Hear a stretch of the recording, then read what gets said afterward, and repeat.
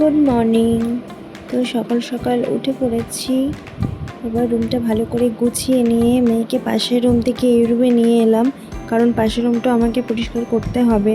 তো পাশের রুমটাও ক্লিন হয়ে গেছে, কাপড় জামা গুছিয়ে নিয়ে এবার আয়নাটা মুছে নিলাম। আর উপরে এসেছি, উপরটাও ভালো করে ঝাড় দিয়ে পরিষ্কার করে নেবো।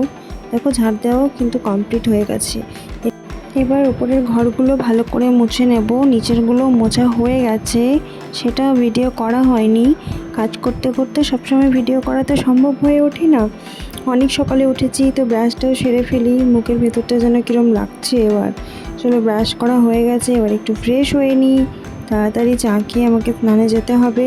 আমার আরও বেশ কিছু কাজ আছে। চলো, স্নানও কিন্তু কমপ্লিট হয়ে গেল। এবার ঠাকুরকেও জল দেওয়া হয়ে গেল।